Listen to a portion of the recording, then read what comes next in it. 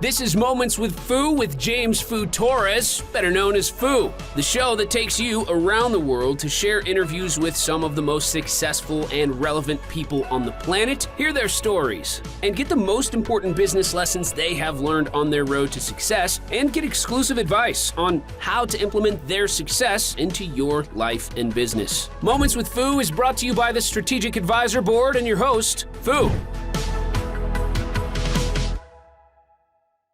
Hi, and welcome to Moments with Foo. I'm your host, James Foo Torres, but you can call me Foo, hence the name of my segment. And today I have a very interesting individual, which is David A. Perez. He's the founder of the DAP Tax Strategy, and he has a lot of value to give us, so I'm just going to let him introduce himself. But first, David, how are you? I'm doing good, man. All right. I thought you were going to say, but first we have a sponsor to talk about. That's what I thought you were going to say. And you're going to pull out like this magic. No. Oh, I forgot my Mela hat. Actually, I should have it here. That's something that I'm actually going to start putting soon. But I guess that pause was like a little dramatic. But anyway. I hope that you're good. You seem good. I'm feeling good. I'm ready to give some value to the audience. So let's kick it up. Ready, man. What are we talking about today? So first, let's start by introducing yourself, telling us what you do and why. Okay, cool. So my name is David A. Perez. I am a tax strategist. I help people avoid paying taxes, especially high net worth individuals. That's who I work with. I help two people. I help tax business owners who want to do the same thing as me. So I'm in the tax industry. I realize that I can't serve everybody. Like I can't help every client. I can only help so many people. And there are a lot of other tax, people out there that need help and they want to do the same thing as me. So, I kind of do two things. I help my clients who work with me directly, high net worth people, invest in real estate and save money. By doing that on their tax returns, and very simply put, and I help tax business owners who want to do the same thing I do. And so it's kind of all revolving around financials, financial services, which is taxes. Awesome. I really like the fact that you found success, you did your thing, and now it's like, look, I want to help others that were like where I was a couple years ago. Like they're all like.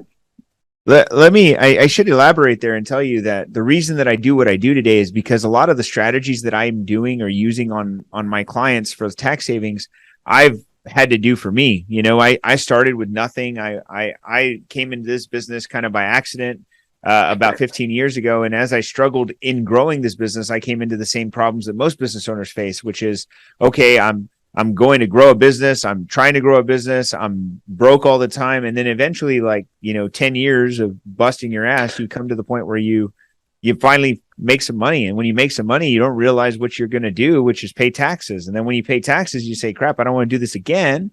And so you find ways to not do that.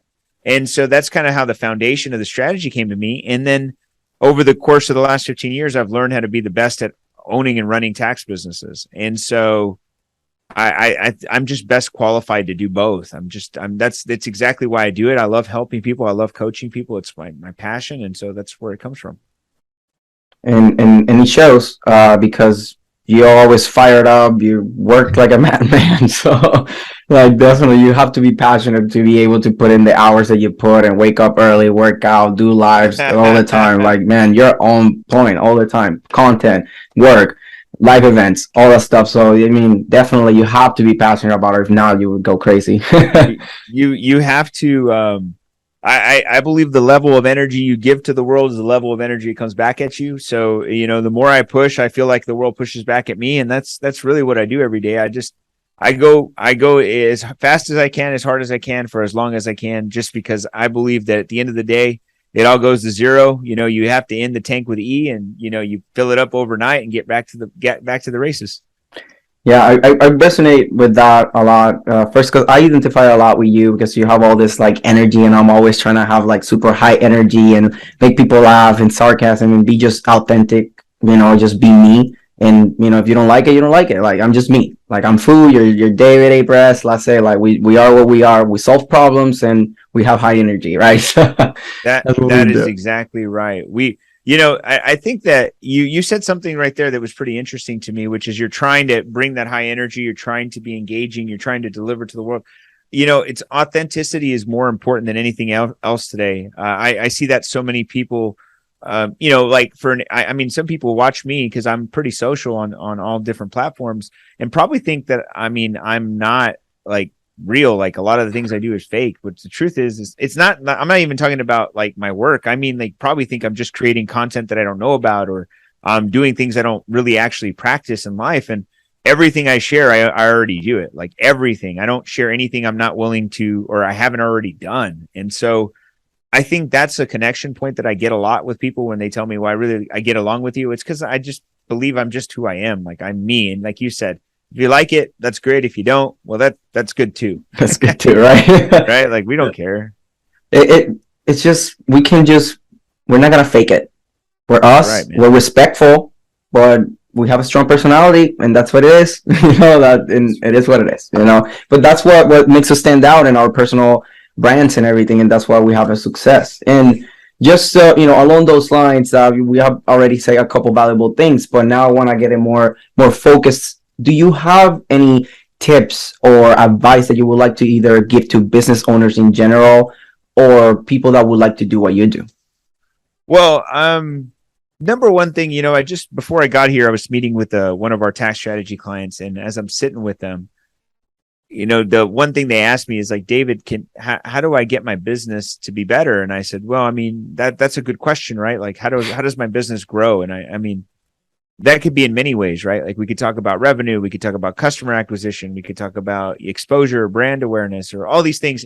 And I said, let's just be real specific. What are you trying to do? And they said, well, we just hired a new marketing company and we're trying to figure out, how we want to position ourselves because, we haven't seen the growth we want to see. And I said, okay, well, let's talk it through. And so, the end result here is I asked them what they sold, and I knew what they sold, but I'm asking them pointed questions. So like I would ask any business owner, what do you do? And they tell me, well, they're a coffee shop, right? And they're a very successful coffee shop, by the way. But they said, we do coffees, we do teas, we have knickknacks, we have these really cool things in our stores. We have all these little gadgets and gizmos that we sell. And like, we have all these things. And I said, okay, cool. So what do people like? How do you tell that to people? So when somebody says, I don't want to say their name, but when somebody asks them, what do you sell? They're like, well, we sell this, we sell that, we sell this, we sell that. And I said, so how does somebody remember what you do?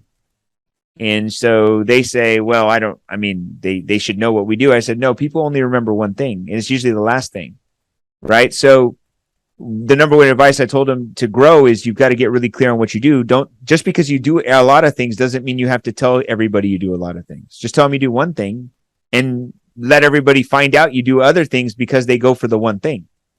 So I kind of coached them for a minute just to get clear on one thing, right? Which is what they started, which was a coffee shop. And they got to be the best coffee. And then and it's so funny. I wasn't trying to coach them on this. They just asked me this question. And, they're the only place in the area that does roasting. They roast their own coffee, their beans. I said, do Starbucks do that? They said they used to. They don't do that anymore. I said, exactly. There you go, man. So like you are we roast our own beans, right? And boom, now you are unique. You're different. You have a slogan, you have a purpose, and you have one thing to sell. And they were blown away, by the way. And I know they were because they were like, we got to talk to our guys. We got to get this clear. And I'm like, see, if I gave anybody advice, I know so many people out there, even like, I know you work with a lot of people who want to be famous in some respects, who want to be known in the world for something. I think a lot of the problems that they face is that they do too many things. Like they want to be known to everyone for everything instead of just being known to one person for one thing. I see that too much now. I see people that go out and say, I want to be a coach, but I want to be a business coach. Okay, cool. To who? To anybody who's in business. Well, that's going to be very hard.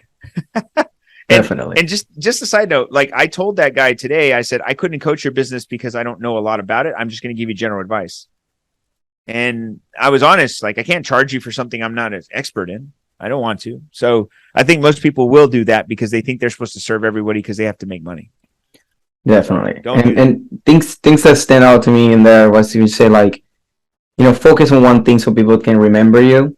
And that thing is it's something that I tell my clients, you gotta hit the nail on the head. I tell my clients, hey, you gotta be the person of this, like the authority on this. And then if you become a funnel of, because you're a trusted source now and you can do other things, that's great. But you have to brand yourself as something, and you have to have your ideal client. And then you have to use that to your advantage. And then after in your network, then you can tell them whatever you want, because you have that. I see that all the time with even like the people that I work with now. They ask me advice on a lot of things and we help them with other things, but I didn't start by telling them I did everything.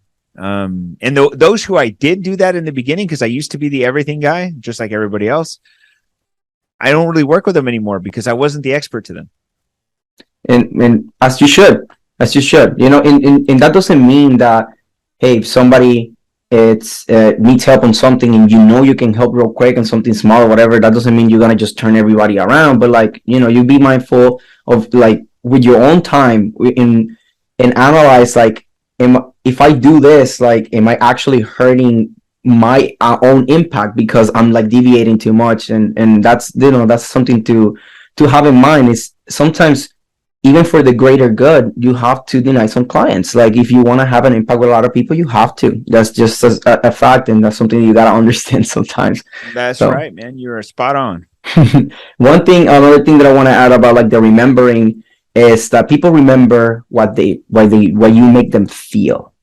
So if you just say, oh, I sell coffee, I'll sell whatever, like, they don't care too much. But if you tell them, like, hey, we roast our own beans in here, that means that we know that the quality is great. And then suddenly you start making them feel safe. You start making them feel that the quality is better. And that feeling is what they will remember, not the fact that you do, like, sell tea in this way and with this caramel, right? That's very important, and that's why I wanted to put that. Feeling, baby. I got it. Yeah, so that I just wanted to throw that there because it's very important for me to pass on that message. So another thing that I want to ask you about is there a big challenge either when you started out or as recent as today, if you want to share that, a challenge that taught you something that you would like to share with the audience? Well, I will challenge everybody. This is going to probably go deep, but I will tell you the biggest challenge I ever faced was in 2014 when I almost filed for bankruptcy. I was, leading into 2014, I was a fast growing business. I had, the moon and the stars in my sight, and I was going for it. And I was going to do anything to grow and to get there. And that meant I was going to take risks that were pretty substantial. I was going to take some leaps of faith. And I was like, you know what? That's what entrepreneurs do. That's what we're supposed to do. We're supposed to be this risk-taking group. And I did that, right? I even borrowed and leveraged a lot of money. In fact, I leveraged $1 million in debt to do the expansion that I wanted to. I opened up in the retail operations of taxes. I opened up, I think, 8 stores in 1 year, or 8 offices. In addition, from 1 year to the next, I went from, I think I was at 7 or 8. I went to 15 in just 1 year. That meant opening locations, staffing locations. That meant creating marketing plans. That meant signing lease agreements. All the things that entailed to get to the point where we could be operational. And, I did this all with the hopes that we were going to expand and grow like I needed to. And at the end of the day, which is typically the end of a tax season is what we call it, I was let down very significantly, not by my team, not by my company, not by my marketing, but by myself. And I put myself in a very bad financial situation where the bank was asking to, get paid, and I didn't have the money to make the payments.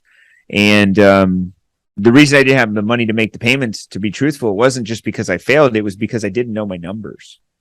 I was in a bad financial situation because I was, like most entrepreneurs, they manage out of the bank account. Based on their bank account determines their success, right? Your bank account has money. Okay, we must be doing something right. Right? They're not managing the numbers. They're not looking at their expenses going in. They're not, or coming out. They're not looking at income coming in. They're not looking at the liabilities and measuring those liabilities against some sort of grade to determine if they're doing the right things or they're not. And I didn't do that. Like, I truly did not. I just flew by the seat of my pants because I was on this growth trajectory, and I got bit in the ass. I almost filed for bankruptcy because of this. And it was the worst feeling in the world. I let my team down. I let my business down. I let my community down, because whenever I let people go, that hurts the community. I let my team down. That hurts their families. I was in a horrible place, and that horrible place taught me a lot of things I don't want to go long on the story. I'll just tell you this, that I made some decisions that year to change my business. And the decisions were that I needed a core team. And I worked really hard to salvage what I could and keep the people that I knew could get me and take me to the next level, because I wanted to take them too. I needed to get better on managing my financials. And that meant to monitor expenses and income as they came in and have timely reporting metrics on a daily, monthly, quarterly, and annual basis. And I needed to be a better leader. And that was truly because I was not the right person to lead my company at the time, and I needed to change that. And all of those three things hit me at once. And that was when my personal development journey began. And that's when I changed my whole mind. And life has never been the same since. That's a great story, because, I'm starting out in this journey. I've been 2 years and some change into my entrepreneurial journey. And I can relate with a lot of not knowing the numbers, not knowing the stuff. And now, because of people like you, people like Jason Miller, people like Mr. Johnson, all these different people that I've seen as mentors, as coaches, as people that add value, because they are where I want to be. They have the success and they have the leadership. And they always tell me hammer on the numbers, hammer of being a better leader and all that stuff. And that's literally my sole focus right now. How can I help my team to be better? Because they all look at me, they have their own specialties that they kind of directors of that area, but they still need that leader. That's why they're not business owners themselves. They want that leader. They want, they ask me hey, give me work. Hey, guide me. So that's what they want. And they have loyalty with me. So I want to really do the best that I can for them. And you really inspire me and a lot of other people in my network. And that's why I was really excited to have you here, because I know you were going to drop some bombs in here and it's going to be fun. Man. I appreciate that. Thanks for you taking the time, really, because I know you're really busy. You're doing a million things at once. So for you to take an hour of your time that we separate to this, even though we record a lot less, is very, I feel honored by it. So thank you for that. Thank you. And so, just to kind of, you drop a lot of value. So just to kind of wrap everything up, what do you think are the biggest takeaways of this conversation? Well, I think the biggest takeaway here is that you have a genuine intention to give value to the people who listen to your podcast. I think that's a very good initiative of yours. For me, I know I gave some things that I believe are my opinions, and I feel like I've honed those skills down for over the years. I don't want to tell you I'm not here to brag about what I've done or what I know. I'm just going to tell you guys that if you're watching this podcast, you probably should watch more of these episodes, because there's probably more things that you can get from here. If he's interviewing people who have experience that are very vast and in different areas, I promise there's probably some bombs that get dropped here, as Brad Lee would say. Definitely. I follow him a lot. That's why I guess I used that. Because they just dropping bombs was a phrase that it was it was a thing before, but then he kind of made it a bigger thing, because he's just producing so much content. He's in everybody's face all the time, following advice from Gary Vee, just post, that's document, right. Just post.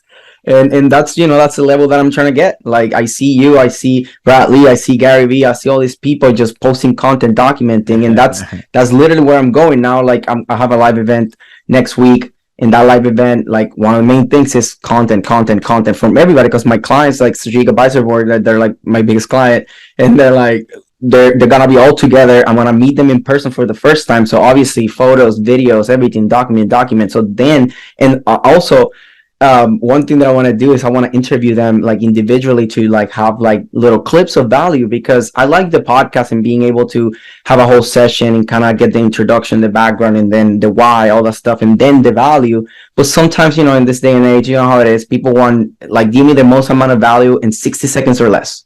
So that's why I do these things, just to find those gems in 60 seconds or less that actually get people from they never seen me before, because that's what's happening now with the short video content and this algorithm. Now it's strangers looking at you, and that's a very important thing. So you probably, honestly, I don't want to go off on anything, but I will tell you this, content today, for people that want to post content and feel like watching me, I post a lot of content. I've learned more and more about content marketing than I've ever learned in my life just by doing it. But I will tell you this, most people who are out there trying to be like a Brad Lee, like obviously I love Brad Lee. So I watch him, I've met him, I've seen him on stage many times. Like the guy is a cool cat. Like the guy is great. He only speaks about stuff that he knows, and he only speaks about things he's going through. Like you will find that the vast majority of the people who are actually speaking about something you really like is probably because they're going through that problem right there and then. Like I find that those who the statement is those who teach probably need the words the most, right? It's basically the teacher gets the best lessons. And most of the content I put is because I need to remind myself of the things that I need to do daily. It's the things I need to focus on, or it's the topics that I'm in discussion with my team. So if you think about the content that we push into the world, content being information, knowledge, or whatever you're pushing, then it should be the things that you're like working on right now, not the things that you think people want to hear. It should be the things you focus on daily, not the things that you think about you're going to work on in 10 years. Like, you're not going to impress people with knowledge that you don't have.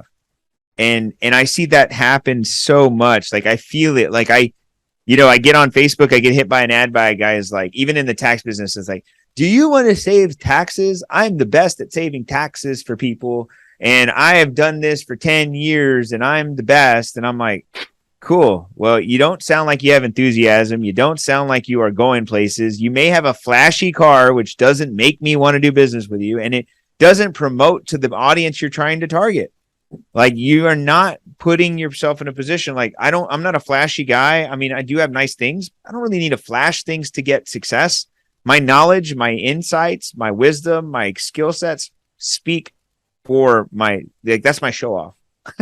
and that should be people's too. Like I'm not saying it because of me. I'm saying it because people that watch your show probably are trying to be people of influence, and that person of influence, they need to stop faking it. It's not about faking it. You can fake it till you make it in your job, but you can't fake it till you make it in like life. Like, I mean, you just can't, dude. Like, it's so frustrating when I see people that just, I'm just going to cuss. They're just talking shit. I mean, I get it. And that's why, like, I'm trying to be like I'm Foo, and this is me, and I'm just trying to be the best version of myself that I can be. Period. That's it. And one thing that I want to add for the things that you said, that first is like when you say like about the content, or like you're just vocalizing things that are happening to you.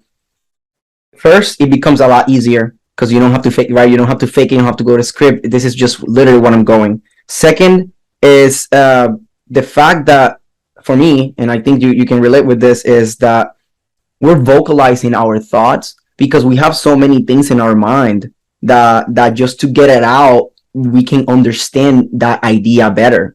And that's why, like, I noticed that a lot. Like when you do your content, you look so sharp because you're just literally just vocalizing thoughts of situations that you're strategically trying to solve and do. And that's why, like, I like it a lot because it shows that you're not just like a lot of choppy things that you just said something from a script, stopped and read it again, which I've seen that a lot. And I've been even recommended that. And I was like, no, like I'm just gonna do my reps and just get more knowledge, become better. And another thing that I want to add with this is that something from Brad Lee is like that he said, don't record content, don't make content, be the content, right? So just be it and record it. And that's it, just have value. So this has been what you got. Just to add something, there's a book that you can read, and I've read it several times. I will add this book because it's a great book. It's by Russell Brunson, and it's called Expert Secrets. And he talks about content being just you sharing the journey. And the journey is where people want to see. It's just like reality TV. They don't want to see a canned TV show. They want to see reality TV. It's more popular. So you got to think about it like reality TV, right? That's what we're doing, reality TV. I mean, just at a smaller scale. Yeah, like it's funny because I like reality TV because of that reason.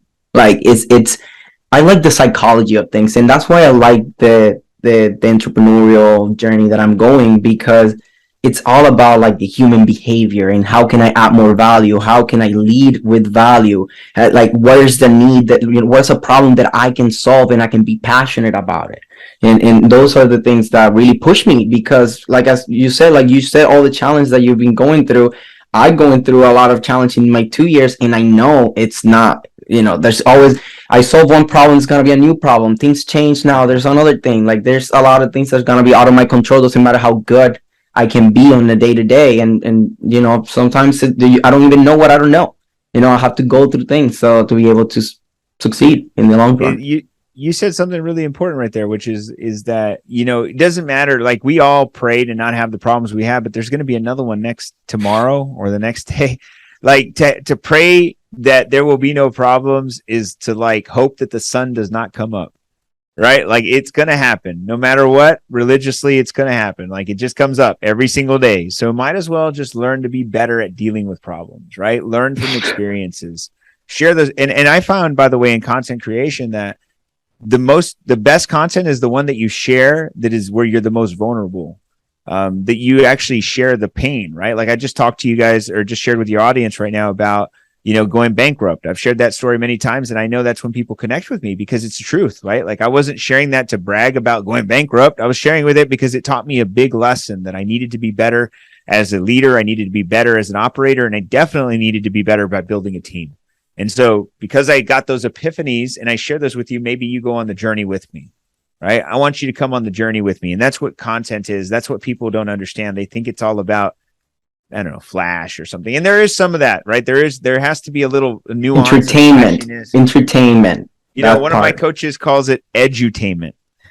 Oh, that's a good one. That's a good one. I'm mental note, edutainment. I love it, because I always say the people that I consume content that I really like, it's like, damn, this is so good because it's educational, but it's fun. And I'm going to have somebody that I just booked for my podcast, that he does video content for LinkedIn for the most part. And he's super, he does skits, he's just he dresses up and stuff, but then the content, it's so educational. It's great. He does personas and stuff. And Bradley does it on a very clever and simple way, which I think I might copy, to be honest. Do the when he just flips the camera and puts it in black and white when he's the bad guy. I don't know if you've seen that content. Yeah. Right? That's doing the persona, so that way you kind of see it, oh my god, I can see the dialogue in here, so that's kind of cool. But let's just kind of close it out. I know that we talk a lot of things here, very powerful. I'm sure there's gonna be people that want to learn more about you. So how can people find you? Well, number one way, David A. Perez, or Perez.com. That's where you can find me. You'll find our tax strategy company. You'll find out about some of the things that we do for coaching. You can find me anything we're doing. You can get my book there. We can talk, connect with me, see all my social platforms, any events that we have upcoming. Everything's on my website. I'm pretty transparent. I'm pretty open. I love people who follow me on Facebook because I follow them back. So any way you can connect with me, it'd probably be through my website, davidaperez.com. Perfect. And with some of the PR that we're doing too, you put David A. Perez just in Google, and you'll find an article too. So and there's more things coming. He can be found, man. I can't hide anywhere. I tell people that all the time. By the way, I never could, right? I stand out unless I was going to Alaska or something. I tell people that's the only time I'm ever going to disappear. Yeah, I guess, right. If you're naked in the snow, maybe. Yeah, that's it, man. You won't find me, man. I disappear. Oh, perfect. Just is there just last question, anything that an event coming up, anything big that you want to promote? Well, if you're in the tax or financial services industry, right, specifically taxes, or somebody maybe your CPA or your EA or somebody you work with, and they're looking to grow their business, get knowledge, and actually share with you ways that they could save you money on your taxes, and they don't really, maybe they don't specialize in that. Well, I teach and I coach those people. So if you know anyone who needs that, we have an event coming up at the end of September, a boot camp that they can join. You can go to our website and you can see that boot camp under my events tab, davidaperez.com. You will see that event coming up. And, I probably got a few things I can promote, but just truthfully, that's probably the biggest thing for me right now. I've definitely, I'll definitely have more things to promote when you get there. So don't just get there and you'll get the whole, all the other promotions and things that he's doing. So, and I highly, you know, I want to see you in person for sure, because, you know, I can feel your energy through the screen, so I can only imagine if we're in person, right? So I can't wait. I know that's gonna happen. Like I'm gonna be traveling a lot more, going to events. So that is something that I'm very looking forward to. It's water, man. Nature's Diet Coke right here, man. Hey, this is what gets me. There you go. Water. Now, that looked like that. That looked like vodka. No, nah. I barely drink because I don't know. I just not about it that much unless I'm partying. If I'm partying on the boat, I'm definitely drinking. This is a party, man. You know me. I mean, I'm having fun, but you know, I just want to say thank you. Really, this was really valuable. This was like a good flow, and I really enjoyed it. And I look forward to having more conversation with you, learning more from you. So, thank you, Foo. You're the man, bro. We'll talk soon. Yeah, we'll talk soon. So this is David A. Perez and Foo signing off. Thanks for listening to Moments with Foo with your host, Foo. Please leave your feedback and visit strategicadvisorboard.com to get the latest and greatest business advisement on the planet. Follow us on social media for updates, and we will see you on the next episode.